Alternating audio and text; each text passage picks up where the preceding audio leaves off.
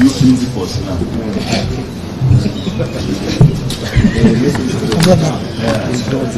You can do page 3. The new principles.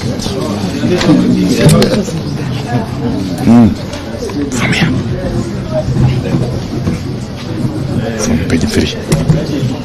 Here. Okay. I'll give it to you. Start from there. Just keep it. Okay, no problem. You can even fold it.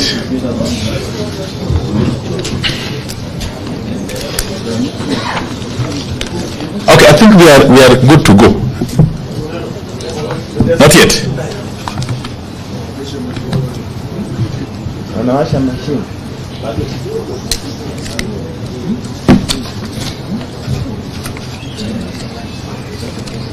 Kaini chini.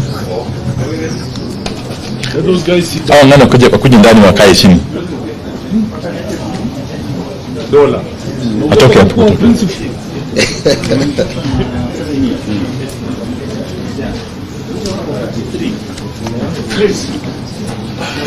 Those who are standing there, please get in and take a seat.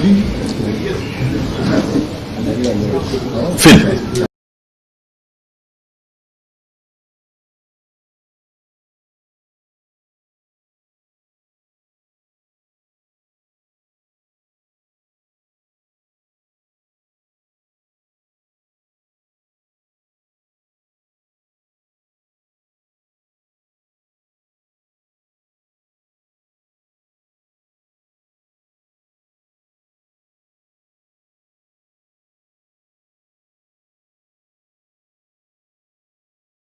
Manage that.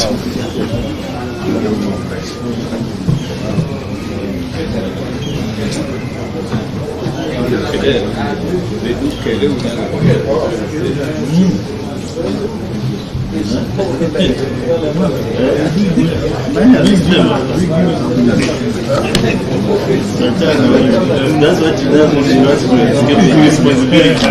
Amejua najua uko karibu na yeye. That's what he does.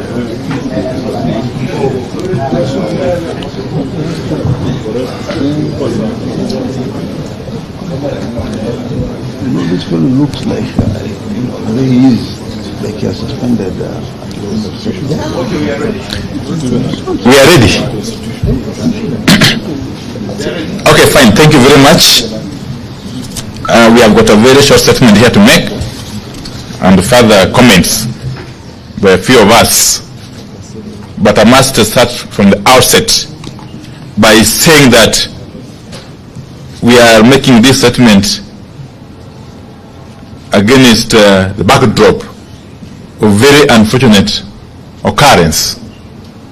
It's for the first time in the history of this country we are being made to understand that State House has sanctioned the enlisting of militia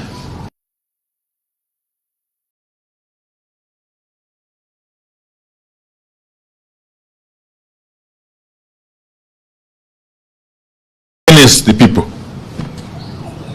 Because that's exactly what happened in State House on Saturday morning, and is exactly what was followed by a statement which was issued by Kenya Kwanza. So we are standing here before you very concerned that the country or the leadership which is currently in place can take such a direction. But let me say this, first and foremost, that we are here to confirm that the peaceful protests are planned for Wednesday, Thursday, and Friday this week are on, as earlier declared by our leaders. These protests will go on in line with Article 37 of our Constitution, which, as you all know, provides for freedom of peaceful assembly and picketing. And no person, no authority has got the power to suspend the operation of Article 37 of our Constitution. No person, no authority, no agency, Not William Ruto, not Kithure Kindiki, not Nderitu Gachagua. Gachagua who? Yes. No person and anybody purporting to stop demonstrations is deluding themselves, because they have got no that power or authority. Now we can also confirm that the signature collection is also going on and will proceed side by side with the protests. This exercise is also protected under Article 1 of our Constitution. The people have decided to act directly. And who are we to go against the wishes of the people? And having said this, we wish to set the record straight on a couple of things that Kenya Kwanza got wrong last week in their response to the ongoing protests. Now, Kenya Kwanza claimed that protesters are being paid. Now, for anyone to claim that those protesters who came out in hundreds and thousands in places like Emali, Busia, Kitale, Kilifi, Kakamega, Machakos, and Nairobi, among other places, were paid is to be extremely insincere and to live in deep denial. And that should worry Kenyans. A regime in denial and deep slumber is a very dangerous regime. And Kenya Kwanza is one such regime, as we all know by now. Now, we are shocked at how fast Kenya Kwanza has lost contact with the people and how they don't understand what Kenyans are going through. Kenya Kwanza claims that the protests are not about the cost of living. In their view, the cost of living is not so high as to warrant protests. That is how a regime that has abandoned people's agenda thinks. And Kenya Kwanza is obviously one such regime. Because Kenya Kwanza does not seem to understand or know how hungry and angry Kenyans are. And like a broken record, Kenya Kwanza is stuck, still talking about the handshake of 2018, the Nusumukate of 2008, and so on and so forth. Kenyans are past that stage. And since they lack imagination, Kenya Kwanza is the only political formation still thinking and talking about these handshakes and the rest. And no wonder the regime has lost the people. Now Kenya Kwanza is accusing us, Azimio, of failing to provide solutions to the rising cost of living. Seriously. We know no country where a party stays in government, but once the one out of government provides solutions to the problems of the people. If Kenya Kwanza solutions are not working for the people, then Kenya Kwanza needs to get out of power. Just disband and quit. Across the world, responsible leaders and regimes admit failure of their policies and quit in the interest of the nation. Don't ask us for solutions. Quit and pave way for a regime that has solutions. Indeed, if we took our power, we would provide those solutions. You all know. Now, in their address last weekend, Kenya Kwanza purported to call the attention of the nation to so-called efforts by the government to reduce the cost of living. But they could not point to any such efforts. If there's an effort to lower the cost of living, Kenyans will notice it. And Kenya Kwanza would not need to be explaining itself or struggling to explain itself. The truth is, there are no such efforts to lower the cost of living. How can raising of taxes on fuel from 8 to 16% be classified as an effort to lower the cost of living? Now Kenya Kwanza is telling us that the government has hired some 55,000 teachers. Now, so what? That isn't a favor. They are supposed to be hiring teachers anyway. But they are missing the point. People eat food, and people want food. Even the teachers they are crying about, even the teachers are crying about the cost of living and high taxes and low salaries. Hiring teachers doesn't reduce the cost of living. What is the point in hiring a teacher, then taking away his entire salary through taxes? What is the point in hiring workers and turning them into slaves? We encourage Kenya Kwanza to move past generalities of constantly reminding Kenyans that Kenya Kwanza is a legitimately elected government.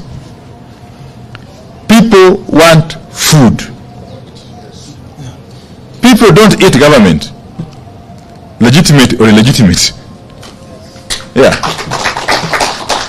Give them food and they leave the streets. Yes. Yeah. The legitimacy or credibility of any government is seen in the way it governs and it treats people. If a regime is a failure, like Kenya Kwanza is, it does not matter how legitimate or otherwise it is, because people simply want food. Now, Kenya Kwanza is talking about the Hustler Fund and the plan to roll out the next phase and so on and so forth. Now, Kenya has never had a shortage of funds, like youth fund, women fund, and you can count them. And yet again, people don't eat funds, you know. People eat food. And people don't eat in faces. Yes, people eat today, okay? And every day. So don't tell Kenyans about Hustler Fund at its next phase. Just tell Kenyans how food will be affordable now, today. And they will leave the streets. Otherwise, if you don't do that, be ready to face these people in the streets for as long as it will take. Hire your militia, as many as you want to hire, but the people will not leave the streets. Namna hiyo? Yes. So I think I want to leave it at that point and ask my brother, the Honorable Leader, Senator Mazayo, to continue.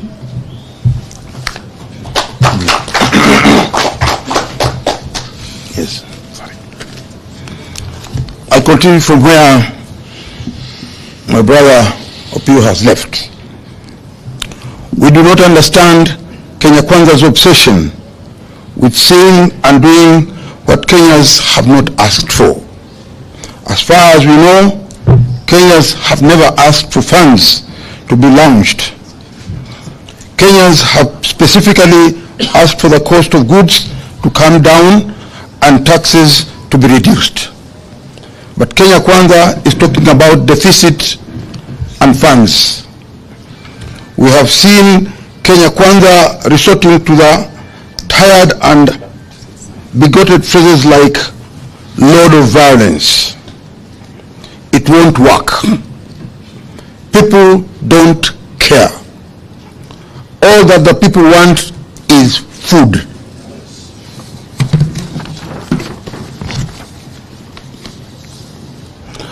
And decent standard of living. If Kenya Kwanza has a price of peace, who can provide food? No amount of character assassination of his challenger will sway Kenyans. People want food. We have seen Kenya Kwanza purport to be sharing with Kenyans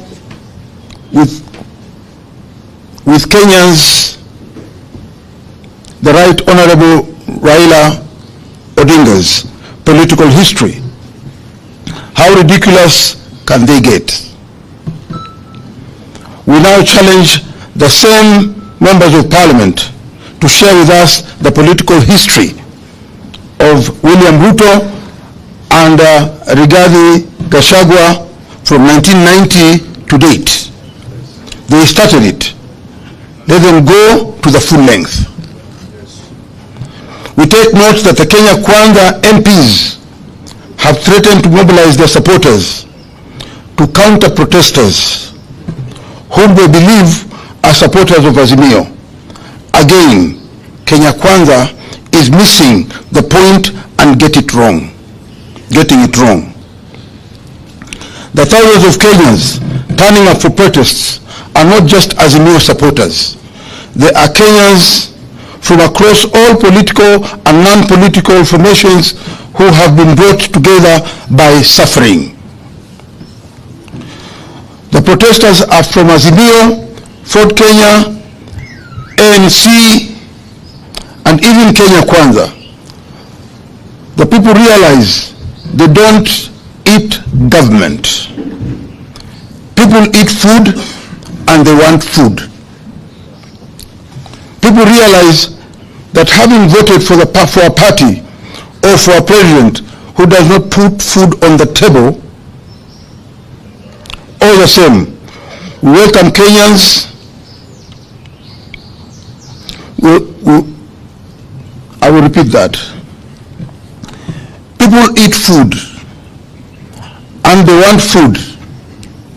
People realize that having voted for a party or a president does not put food on the table. All the same, we welcome Kenya Kwanza MPs to protest on Wednesday, Thursday and Friday. If they come with violence and murder, Kenya Kwanza supporters will be among the victims. We take note that Kenya Kwanza members of Parliament have resolved to cooperate with the police to ensure that there is no further loss of life and livelihoods. We know what this means. It means confirming protesters with members of that killer squad called Operation Support Unit, whose brief is to maim, kill protesters, including Azimio leaders. In this regard, we take great exceptions to the continued threats to life of our leader, the Right Honorable Raila Amolo Odinga. As propagated by senior leaders of the Kenya Kwanza regime, there will be a price to pay for those threats. Yes.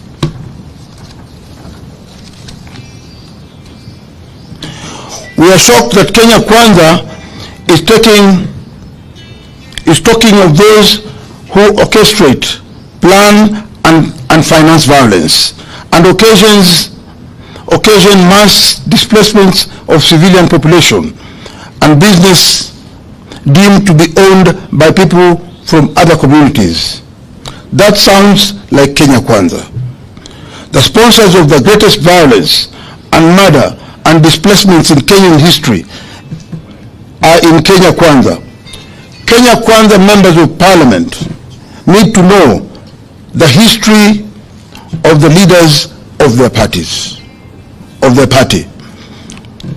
The men and women who have sponsored violence, evicted communities, and taken over their land and businesses are in Kenya Kwanza. It is clear that Kenya Kwanza is struggling on all fronts. We call on Kenyans to wake up to the reality that we are on our own and we have to fight for ourselves. In this regard, we acknowledge motorists for their participation in the last protests and encourage them to continue staying off the road on Wednesday, Thursday, and Friday in solidarity with all the Kenyans. Let's meet on Wednesday, Thursday, and Friday. Let's invite the Honorable Edwin Sifuna before Honorable Leader Eno Kwambua also comes in. That order. Thank you very much. Just two things to add on to that statement, that we have received intelligence that in fact senior police officers in the Kenyan Police Command have chosen to ignore the illegal directive that was given by CS Kindiki for police officers to shoot protesters. And that is the reason why the president convened a PG, because he knows the police will not do his dirty work. He has now told his own members of parliament to mobilize people in their constituencies to come and harm protesters. We want to say here to those of you who might be mobilized to come and fight your fellow Kenyans, we are not the enemy. We are not the ones who have added taxation on fuel. All these members of parliament here voted against that bill. You cannot come and fight your fellow hustlers in the streets. You cannot come from Madare and think that you are better than the person who comes from Kasarani. If Kenyans are sleeping hungry because of the price of food, the hustlers are sleeping hungry and members of Azimio are also sleeping hungry. For a president to convene a meeting where he sets his own people against each other, I think we have never come to such a law in this country, and we must condemn it in the strongest words possible.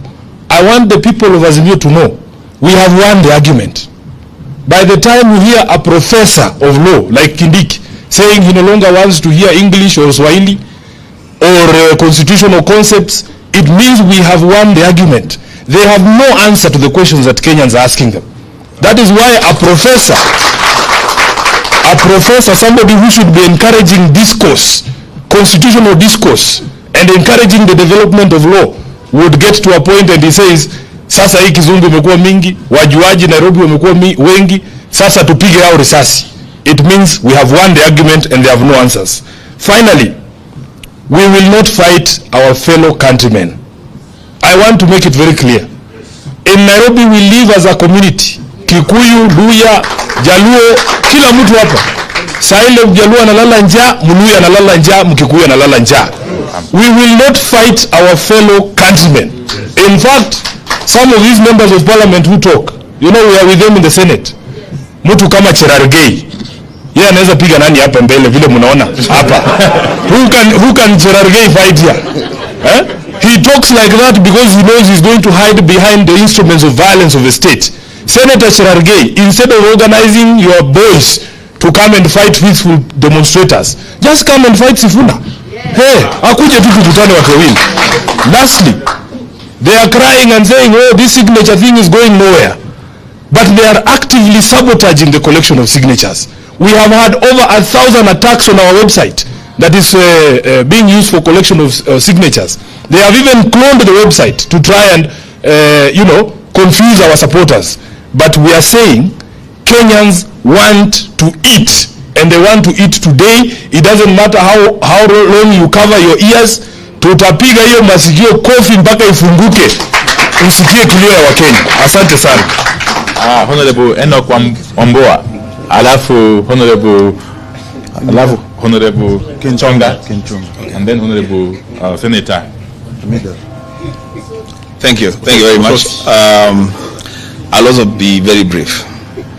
I will say three things. One, we must structure this conversation properly. The conflict that we are experiencing today and that we will experience on Wednesday and Thursday and Friday is not a conflict between Kenya Kwanza and Azimio. That conflict happened on the 9th of August, yes, and we won it. Yes. The conflict that we are going to experience on Wednesday, Thursday, and Friday is a conflict between one William Samoei Ruto and the people of Kenya. That's what's happening. I was really surprised to see Honorable Ruto calling honorable members and telling them to go and mobilize their people, their constituents, to fight us. Actually, I would say I am ashamed on his behalf, because the people from those constituencies, some of them are suffering even more than people in constituencies represented by Azimio. And let me tell you what will happen on Wednesday, and I'm not a prophet, but I can foresee this. Any member of parliament, any leader from Kenya Kwanza, who dares to stop their people from saying they are starving? That's what people are saying. We want food. That's what they are saying. Any member that dares to stop his people from saying that, then that member will be forced by his people to say other things. Yes. Lastly, we are at the lowest that any democracy can sink. At the lowest. And you know, myself and Senator Sifuna, we were in the bipartisan talks. And when we realized that we were being taken for a ride, we said, stop any conversation about anything else. Let us talk about food for our people. And that conversation will take place on Wednesday, on Thursday, and Friday.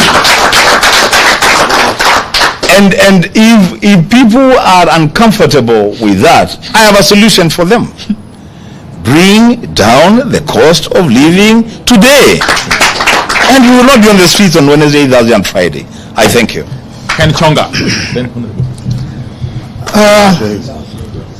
Wakenya wenzangu, ukweli wa mambo ni kwamba chenye Mheshimiwa Ruto hajaelewa ni kuwa msukumo huu, maandamano haya si vita baina ya Ruto na Raila. Maandamano haya, msukumo huu umeletwa kwa sababu hali ya maisha haiwezi ikakidhika tena. Mwenye alisimama na Ruto, mwenye alisimama na Raila, wote leo shida ni zile zile moja. Na Ruto, mimi nataka kumwambia kitu kimoja. Serikali ambayo haiwezi ikatetea wengi ambao ni wanyonge, haitaweza kutetea wachache walio watajiri. Wale ambao wanalia njaa leo, wawe ni Azimio, wawe ni Kenya Kwanza, ni wale wanyonge. Mtoto hawezi kulilia chakula ukampe mawe. Watu wanataka chakula, unawaletea vitisho ati tutakuua. Wale waliokuchagua wewe leo, kama kwako huwezi kuona maana, ni kitu gani kitakuwa na maana kwako tena? Wacha hii ieleweke. Wacha Ruto aelewe, asikie. Hakuna vitisho ambavyo kwamba atavitoa ili watu waweze kunyamaza na kuvumilia. Watu wanataka chakula leo. Watu wanataka chakula kesho. Ndio ili vizazi ambavyo vinakuja vijue kwamba vimezaliwa katika karne ambayo kwamba inajali maslahi ya wananchi ambao wapo. Na watu wakikosa chakula, Ruto ajitahadhari. Mbali na maandamano, mambo zaidi yako nyuma ya mfuata. Asante. You are aware that the United Nations has pronounced itself on the situation in the country, especially on the issue of police brutality and the killings that went on during the demonstration. I want to state very clearly that the earlier petition by Azimio to ICC is very active, and we want to encourage the United Nations and ICC to note the events of this week. One, the President William Ruto chaired a meeting that planned anarchy on the people of Kenya at State House. Number two, the suspension of the Constitution by those in KK Alliance, particularly Article 37 of the Constitution. Three, the killings that went on last week.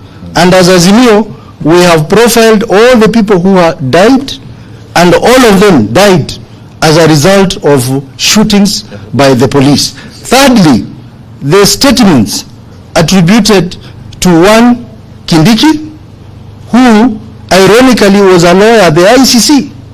Two, Gachagua. And three, Moses Kuria threats on Baba.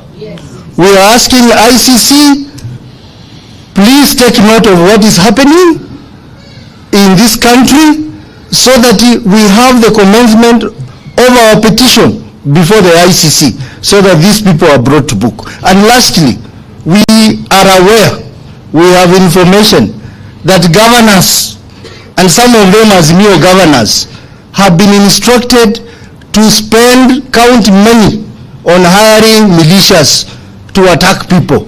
We are asking governors that we are watching you. Any money spent to pay goons to attack peaceful demonstration shall be recovered from you, and you will be prosecuted for using public money to organize goons to attack peaceful demonstrators. Thank you. Okay. I think that's fine. Thank you very much.